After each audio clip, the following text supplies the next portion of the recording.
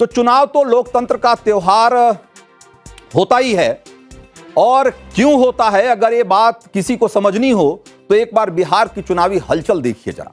एक झटके में आप समझ जाएंगे कि ये क्यों त्योहार है और कितना ही शानदार त्योहार है। लोकतंत्र के इस त्योहार का सबसे चटकदार रंग बिहार के चुनावों में ही दिखता है, और इस बार भी खूब दिख रहा है। सीटों के लिए रूठना मनाना है, जैसा चिराग वाले एपिसोड में दिख रहा है। सीएम डिप्टी सीएम की कुर्सी के लिए दावेदारी है, जैसा मुकेश सहनी के मामले में दिख रहा है। जातीय गोलबंदी के आधार पर टिकट की रसाकसी है, जैसे जीतन राम मांझी ताकत दिखा रहे हैं। और सबसे अव्वल तो कुतुब मीनार और एफिल टावर से भी ऊंचे ऊंचे वादे हैं, जैसा आज वादा किया है तेजस्वी यादव ने। ऐसा वादा जिसने पिछले सारे कीर्तिमान ध्वस्त कर डाले। हर घर सरकारी नौकरी का क्रांतिकारी वादा करके लालू के लाल तेजस्वी यादव ने लोकतंत्र के इस त्योहार के बिहारी वर्जन को एकदम ही कलरफुल बना दिया। और तेजस्वी के समर्थक तो पूछिए मत, लग रहा है कि इसी इंतजार में बैठे थे कि कब तेजस्वी भैया ऐलान करेंगे और कब वो ये वाला पोस्टर जारी कर देंगे। जरा देखिए, आपने फिल्मों में Superman, Spiderman, iron man, Batman सब देखा होगा। आज बिहार में जरा नौकरी मैन को देखिए। तेजस्वी यादव के का जो फैन क्लब है और नारा लगा रहा है, तेजस्वी भैया आएंगे और वो काम कर जाएंगे जो 20 साल की सरकार ने नहीं किया। तेजस्वी भैया उसे 20 महीने में पूरा कर देंगे। तो मेरी तरफ से इस उत्साह, इस अवतार को, नौकरी मैन के इस अवतार को 100 में से 100 नंबर है। लेकिन एक सवाल है, बहुत छोटा सा सवाल है। फिल्मों में तो सुपरमैन, स्पाइडरमैन, आयरन मैन न जाने क्या क्या कर जाते हैं। गिरती बिल्डिंग को थाम लेते हैं, पहाड़ उठा लेते हैं, झट से बुझा देते हैं आग, चाहे कितनी भी बड़ी क्यों ना हो। लेकिन वो सिनेमा है साहब, इसीलिए हमें यकीन भी हो जाता है कि चलो होता होगा भाई। लेकिन यहां मासूम सा सवाल यह है कि कहीं नौकरी मैन का ये जो हर घर सरकारी नौकरी का जो वादा है, वो भी सिनेमा वाला ही है क्या? मतलब रील वाला माना जाए या इसको रियल वाला माना जाए? क्योंकि तेजस्वी ऐसा मैजिक करने के लिए चाहे जितना लॉजिक दे, लेकिन उसका जो बुनियादी गणित है वो एकदम ही गड़बड़ लगता है। और वो कितना गड़बड़ है वो भी मैं आपको बताऊंगा। लेकिन जब बात सिनेमा और एंटरटेनमेंट की हो रही हो, तो आपको यह बता दें कि सरकारी नौकरी मनोरंजन की हमारी जो बिहारी संस्कृति है उसमें भीतर तक घुसा हुआ है। और कितना घुसा हुआ है उसे बताने के लिए कुछ भोजपुरी गानों को जरा देखिए। और वैसे भी बिहार का चुनाव है, लोकतंत्र का त्योहार है, तो बगैर गीत संगीत के कहां पूरा होने वाला है। सरकारी नौकरी की महिमा जरा एक छोटे से गीत में देखिए। तो सरकारी नौकरी कोई मामूली चीज नहीं है भाई। जॉब सिक्योरिटी से लेकर शादी तक और दहेज की कुप्रथा तक, इसी सरकारी नौकरी पर सब टिका हुआ है।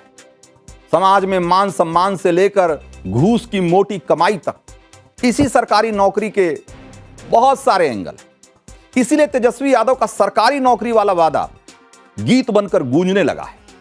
और रही बात इसके गणित की, तो वो भी जरा देखिए। लेकिन पहले यह सुनिए कि तेजस्वी ने एग्जैक्टली कहा क्या है और वादे को पूरा करने का उनका प्लान क्या है और किस बेसिस पर वो इसे पूरा करने का दम दिखा रहे हैं। एक बार सुनिए, फिर इसकी और पड़ताल करते हैं। सरकार बनते ही 20 दिनों के अंदर अधिनियम बनाएंगे और 20 महीनों के अंदर जिस परिवार में भी सरकारी नौकरी नहीं है, तेजस्वी उस हर परिवार को एक सरकारी नौकरी दिलाने का काम करेगा। साइंटिफिक रूप से हम लोगों ने अध्ययन किया है।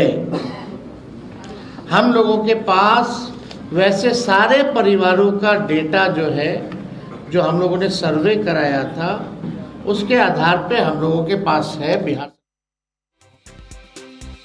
तो तेजस्वी यादव कह रहे हैं कि बिहार के जिस भी परिवार के पास सरकारी नौकरी नहीं है, ऐसे हर परिवार को एक नौकरी देंगे, और वो भी सरकारी। तो पहले बिहार की आबादी देख लीजिए कि बिहार की आबादी है लगभग 12 करोड़ 7 लाख, और ये साल 2023 का आंकड़ा है। और ये आंकड़ा नीतीश सरकार की ओर से विधानसभा में रखी गई जो जातिगत जनगणना की रिपोर्ट थी, उससे सामने आया था। नीतीश सरकार की यही रिपोर्ट बताती है कि बिहार में लगभग 2 करोड़ 97 लाख परिवार हैं, यानी कि करीब करीब 3 करोड़।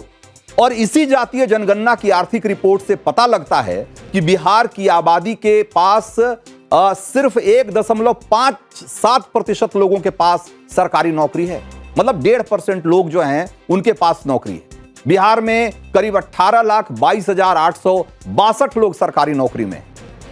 तो अब जहां तक तेजस्वी के वादे की बात है, तो अगर उस हिसाब से देखें तो बिहार के करीब 90% परिवारों में कम से कम एक सदस्य को सरकारी नौकरी देनी होगी।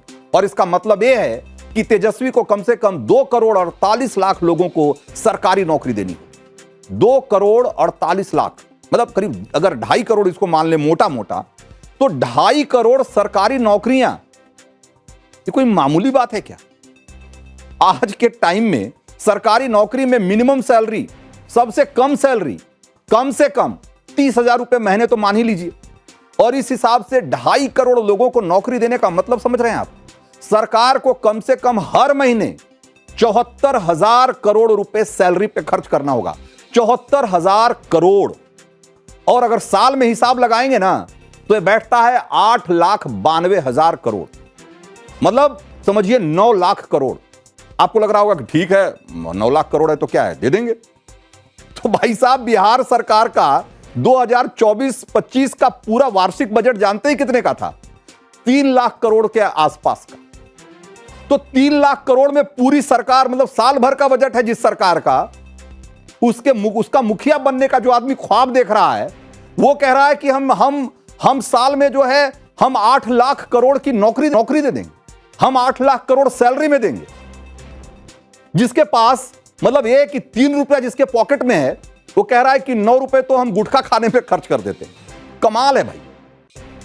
उसके बावजूद कह रहे हैं कि साइंटिफिक तरीके से हमने इसका अध्ययन किया है। अब वो कौन सा साइंस है जिसके जरिए उनको लगता है कि 3 लाख करोड़ के बजट वाली सरकार 9 लाख करोड़ रुपए सरकारी नौकरी में वेतन में बांट सकती है? मुझे नहीं मालूम। फिलहाल क्लियर कट में वक्त इतना ही था मेरे पास। अभी वक्त है एक ब्रेक का, लेकिन ब्रेक के उस पार देखिए नवभारत का एजेंडा।